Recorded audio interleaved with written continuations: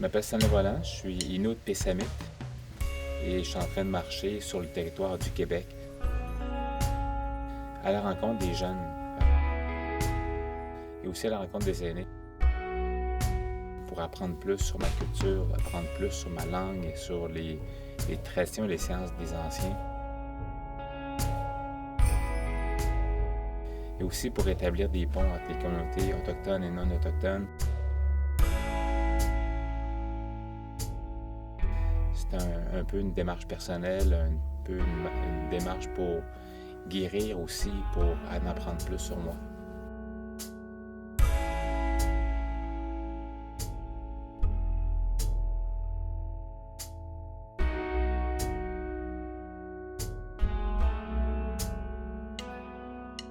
Et de voir ces jeunes-là et de les inspirer et de peut-être dans quelques années les voir me resaluer, pour moi, c'est quelque chose de très important.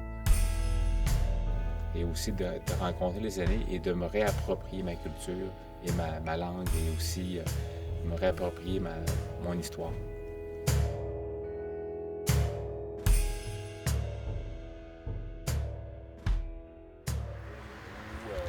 À l'approche des villages, les gens viennent marcher avec moi, souvent par dizaines, par centaines. Et un lieu important pour moi, ça va être ma marche à travers Québec. Forrest Gump de la fin. Forrest Gump. Parce que je vais partir de Sainte-Anne-de-Beaupré, où se réunissent à chaque année des Inuits pour la fête de Sainte-Anne. Je vais marcher 3 jours avant le début de la fête de Sainte-Anne et je vais demander à des pèlerins déjà présents de marcher avec moi et je vais arrêter à l'île d'Orléans, là où le premier ancêtre volant est arrivé. Petit, t'as des bien? Oui. Wahat? Wahat? Ah oui, ça va très bien. Inuit Pessamit. Buti hadin sa. Oui, oui. Et si ça vous tente de marcher, vous êtes invité, puis il y a un minibus qui vous ramène ici. J'espère que ça va aller bien, puis une bonne neuvaine de Sainte-Anne. Je souhaite de la santé. Quoi? Ça, c'est des Atikamekw. Il y a des Inuits, il y a des Atikamekw, il y a des Micmacs, des Abénaquis.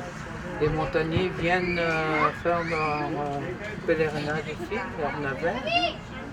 Ça fait plusieurs années qu'ils font ça. Puis, moi, j'ai 26 personnes, les aînés qui sont venus faire leur neuvaine.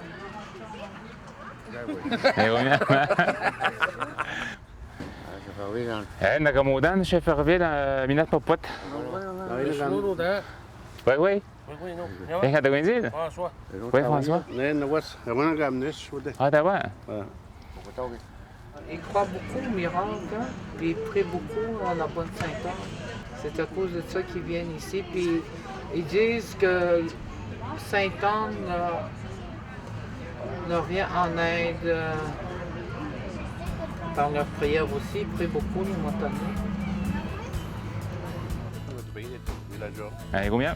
OK. Yamé?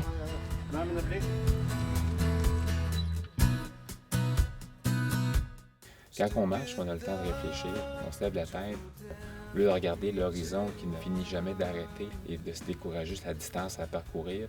Je regarde l'eau, je regarde le ciel, je regarde les nuages, et là, je vois les formes dans les nuages. Des fois, j'ai l'impression qu'à travers certains rayons de soleil qui passent à travers les nuages, j'ai l'impression d'avoir l'énergie du grand esprit du Shimantu qui me vient à moi.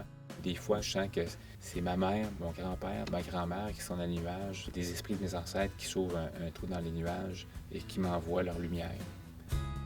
Le désir de créer des ponts, pour moi, est essentiel à ce projet-là. Souvent, les communautés autochtones et non autochtones sont séparées par des murs d'incompréhension.